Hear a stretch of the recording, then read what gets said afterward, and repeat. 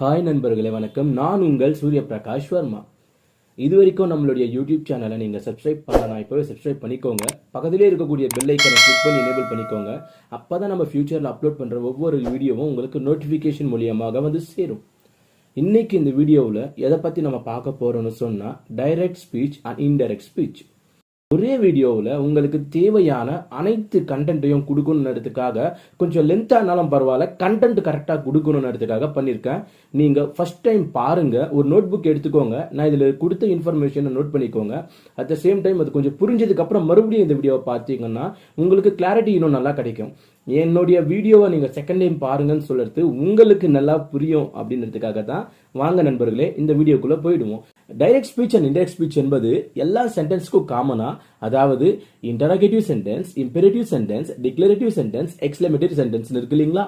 அப்படி ஒவ்வொரு type of சென்டென்ஸ்க்கு ஒவ்வொரு விதமான ரூல்ஸ் எப்படி சேஞ்ச் ஆகுது, எப்படி ப்ரொனவுன்ஸ் சேஞ்ச் ஆகுது, எப்படி அட்வர்ப்ஸ் சேஞ்ச் ஆகுது, எப்படி டென்சஸ் சேஞ்ச் ஆகுதுன்ட்டு உங்களுக்கு ரொம்ப கிளாரிட்டியா வித் எக்ஸாம்பிள்ஸோட சொல்றேன்.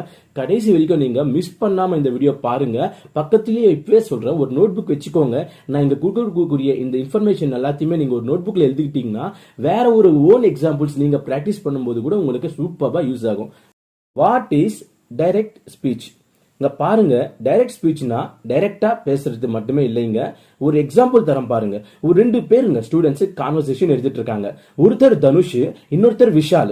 தனுஷ் சொல்றாரு, Vishal what are you doing அப்படின்னு சொல்றாரு. அதுக்கு விஷால் வந்து கான்வர்சேஷன்ல என்ன சொல்றாரு, ஐ am writing my class work. ஓகேங்களா? இங்க தனுஷ் என்ன கேட்டாருன்னு பார்த்தோம், விஷால் என்ன சொன்னாருன்னு பார்த்தோம்.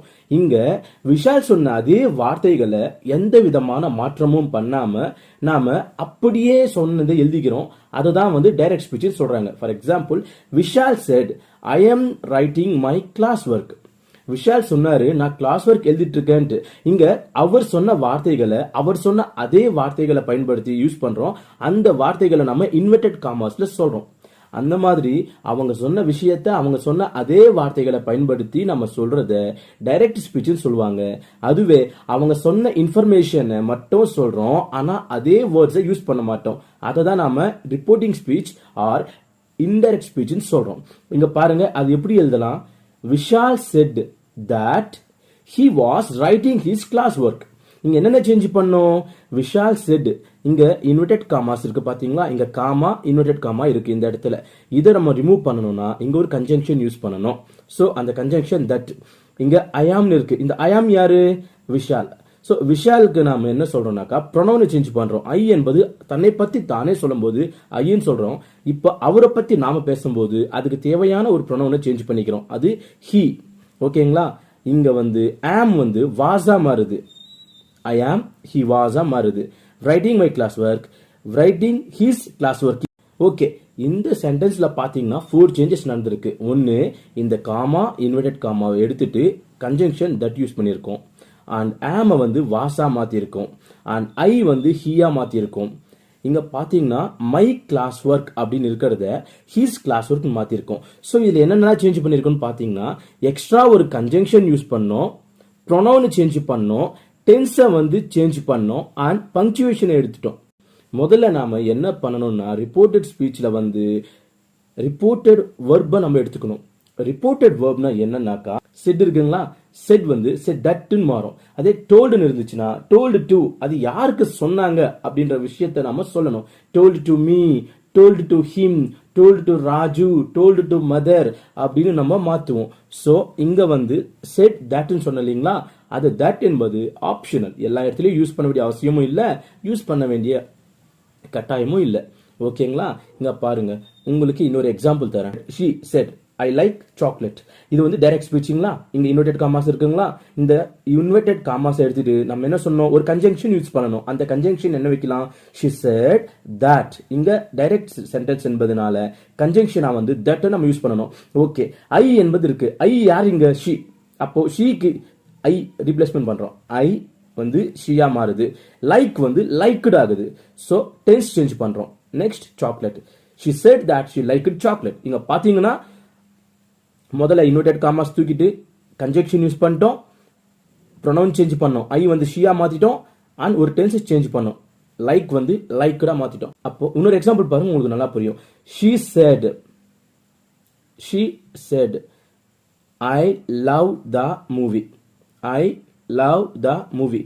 இப்போ அது எப்படி சொல்லலாம்? she said that she loved the movie. she said that she loved the movie. Okay, உங்களுக்கு இந்த எக்ஸாம்பிள்ல பார்த்துட்டீங்கன்னாக்கா இந்த இன்வெர்டட் காமாஸ் காமாவை தூக்கிட்டு தட் வச்சிட்டோம், ஐய வந்து ஷியா மாத்திட்டோம், லவ் வந்து லவ்டா மாத்திட்டோம். ஓகேங்களா? லவ்டு. இப்ப பாத்தீங்கன்னாக்கா இதுல என்னென்னலாம் சேஞ்ச் பண்ணிருக்கோம்? நம்பர் 1, பங்க்சுவேஷன் எடுத்துட்டு கன்ஜங்ஷன் யூஸ் பண்ணோம், ப்ரொனவுன் சேஞ்ச் பண்ணணும், டென்ஸை சேஞ்ச் பண்ணணும், அட்வர்பை சேஞ்ச் பண்ணணும். அது எப்படி சேஞ்ச் பண்ணணும்னு இப்போ டீடைலா நம்ம வீடியோக்குள்ள போகும்போது தெரியும், பாருங்க. முதல்ல உங்களுக்கு எதை பத்தி கிளாரிட்டி இருக்கணும்னா டென்ஸை பத்தி கிளாரிட்டி இருக்கணுங்க. உங்களுக்கே தெரியும், ஒரு டென்சஸை பத்தி நீங்க கிளாரிட்டியா இருந்தா மட்டும்தான் ரிப்போர்ட்டட் ஸ்பீச்சை ரொம்ப ஈஸியா மிஸ்டேக் இல்லாம பண்ண முடியும். சோ உங்களுக்கு 12 டென்சஸ் தெரியும் இல்லைங்களா? என்ன? Simple present, present continuous, present perfect, present perfect continuous, simple past, past continuous, past perfect, past perfect continuous, simple future, future continuous, future perfect, future perfect continuous. இந்த 12 டென்சஸ் இருக்கு இல்லீங்களா? இந்த 12 டென்சஸ் வந்து ஒவ்வொரு டென்ஸும் எந்த டென்ஸுக்கும் போகுதுன்னு பாருங்க. ஒரு ஸ்டேட்மெண்ட் பிரசன்ட் டென்ஸ்ல இருக்குன்னு வச்சுக்கோங்களேன். Present simple for example, present simple இருந்துன்னா அது பாஸ்ட் சிம்பிளுக்கு மாறும். பிரசன்ட் கண்டினியூஸ் இருந்துச்சுன்னா அது பாஸ்ட் கண்டினியூஸ்க்கு மாறும். பிரசன்ட் பெர்ஃபெக்ட் இருந்துச்சுன்னா அது பாஸ்ட் பெர்ஃபெக்ட்டுக்கு மாறும். கரெக்டா one step back. Present perfect continuous இருந்தா அது பாஸ்ட் பெர்ஃபெக்ட் கண்டினியூஸ்க்கு மாறும். ஓகேங்களா? பாஸ்ட் சிம்பிள் இருந்தா பாஸ்ட் பர்ஃபெக்ட்டுக்கு மாறும். பாஸ்ட் கண்டினியூஸ் இருந்தா பாஸ்ட் பர்ஃபெக்ட் கண்டினியூஸ்க்கு மாறும்.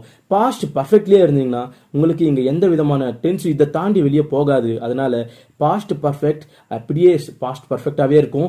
பாஸ்ட் பர்ஃபெக்ட் கண்டினியூஸ் அதே விதமா சேமா தான் இருக்கும். ஸோ எந்த விதமான சேஞ்சும் இருக்காது. இங்க ரெண்டுத்துக்கும் எந்த விதமான சேஞ்ச் இருக்காது.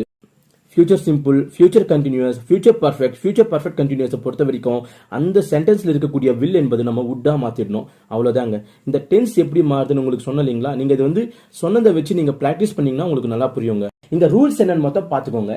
செகண்ட் நம்ம என்ன சேஞ்ச் பண்ணணும்னா ப்ரொனவுனை பத்தி பார்க்கணும். ப்ரொனவுன்னா உங்களுக்கே தெரியும், டோட்டலா சப்ஜெக்டிவ் ப்ரொனவுன்ஸ் வந்து 7 தான் இருக்கு. ஐ, we, you, he, she, it and they. அது எப்படி வந்து இங்க ஆப்ஜெக்ட்ல மாத்து பாருங்க. me, us, you, him, her, it, them. இப்படி மாறுதுங்களா? அதே பொசஷன் வச்சுக்கோங்க. இப்ப எந்து அப்படின்னா மை, எங்களது அவர்ஸ், உங்களது யுவர்ஸ், அவரது ஹிஸ், அவங்களது ஹெர்ஸ், இது இட்ஸ், அவங்களது தேர்ஸ், இப்படி வரும். சோ அவங்க வந்து ஃபர்ஸ்ட் ஐ அப்படின்னு இருக்கும், இல்லனா மீ அப்படின்னு இருக்கும், இல்லனா மை அப்படின்னு இருக்கும். ஃபார் எக்ஸாம்பிள் டைரக்ட் ஸ்பீச்ல ஐ, மீ, மை இந்த வேர்டு வந்துட்டு வச்சுக்கோங்களேன். ஒரு வேலை சொன்னது ஒரு பெண்ணுன்னு வச்சுக்கோங்க. ஐ என்பது இங்க என்னவா மாறும்? ஷீன் மாறும். மீ என்னது என்னவா மாறும்? ஹெர் மாறும். ஒருவேளை மை என்பது என்னவா மாறும்? ஹெர்ஸ் மாறும். ஒருவேளை பையனை பத்தி பேசணும்னு வச்சுக்கோங்க. ஐ ஹியா மாறும். மீ ஹிம்மா மாறும். மை ஹிஸா மாறும். சோ ஒருவேளை கூட்டத்தை பத்தி பேசுறோம், ஐ வந்து உய்யா இருக்கும். ஒருவேளை ப்ளூரலா இருந்துச்சுன்னா ஐக்கு பதிலா உய் இருந்துச்சு, நாங்க அப்படின்னு இருக்கு. சோ உய் என்னவா மாறும்? தேவா மாறும். அஸ் என்னவா மாறும்? தெம்மா மாறும். ஒருவேளை அவர்ஸ் அப்படி இருக்கு, அது என்னவா மாறும்? தேர்ஸ். ஓகேங்களா? சோ இதுக்கேத்த மாதிரி ப்ரொனவுன் சேஞ்ச் ஆகும். இது வரைக்கும் உங்களுக்கு ப்ரொனவுன் எப்படி எல்லாம் சேஞ்ச் ஆகும் பாத்தீங்களா?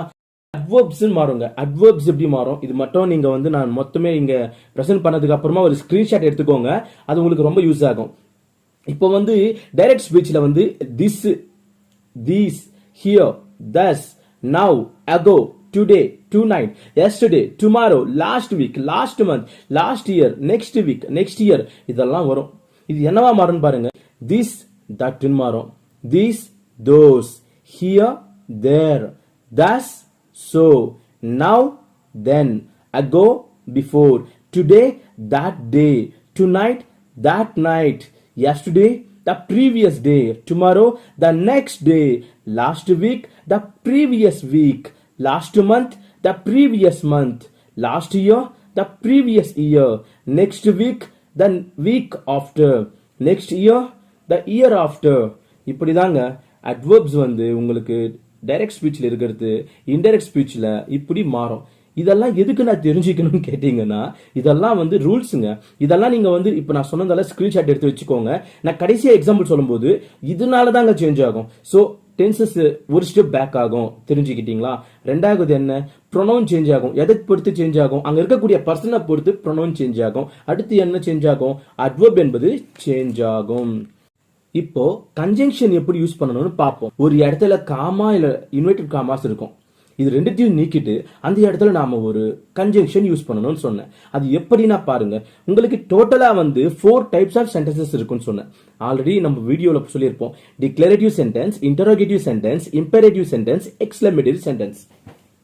இங்க டிக்ளரேட்டிவ் சென்டென்ஸை பொறுத்த வரைக்கும் நமக்கு எல்லாருமே நார்மல் ஸ்டேட்மெண்ட் பேசுவோம். இந்த இடத்துல நம்மளுக்கு ஃபுல் ஸ்டாப் இருக்கும் எண்டிங் ஆஃப் த சென்டென்ஸ்ல. இங்க பாத்தீங்கன்னா இன்வெர்டட் காமாவையும் நீக்கணும். அந்த இடத்துல நமக்கு என்ன கன்ஜங்ஷன் யூஸ் பண்ணணும்னா தட். ஓகே, இன்டரோகேட்டிவ்ல பாத்தீங்கன்னா அதுல எஸ் ஆர் நோ கொஸ்டினும் வரலாம், இல்லனா டபுள் ஹெச் கொஸ்டினும் வரலாம். எஸ் ஆர் நோ கொஸ்டின் வரும்போது அந்த எஸ் ஆர் நோ கொஸ்டினுக்கு பதிலா நம்ம என்ன யூஸ் பண்ணலாம்னா இஃப் ஆர் வெதர், அதாவது அந்த இடத்துல இருக்கக்கூடிய காமாவையும் இன்வெர்டட் காமாவையும் தூக்கிட்டு நாம என்ன யூஸ் பண்ணணும் கன்ஜங்ஷன்னா இஃப் ஆர் வெதர். இது ரெண்டுத்துல எதனாவது ஒண்ணு யூஸ் பண்ணணும். நெக்ஸ்ட் இம்பெரேட்டிவ் சென்டென்ஸ் எடுத்துக்கணும்னு வச்சுக்கோங்களேன். இம்பெரேட்டிவ்னா என்ன? ஒரு கமாண்ட், ஒரு ரிக்வெஸ்ட், ஒரு ஆர்டர், இந்த மாதிரி ஒரு அட்வைஸ், இந்த மாதிரி இருக்கிறதெல்லாம் இம்பெரேட்டிவ் சென்டென்ஸ் சொல்லுவாங்க. அந்த இடத்துல வந்து அந்த காமா இன்வெர்டட் காமாவை நீக்கிட்டு என்ன யூஸ் பண்ணணும் கன்ஜங்ஷனான TO2 வை யூஸ் பண்ணணும். அதுவே நெகட்டிவ் சென்டென்ஸா இருந்துச்சுன்னா நாட் டு அப்படின்னு யூஸ் பண்ணணும்.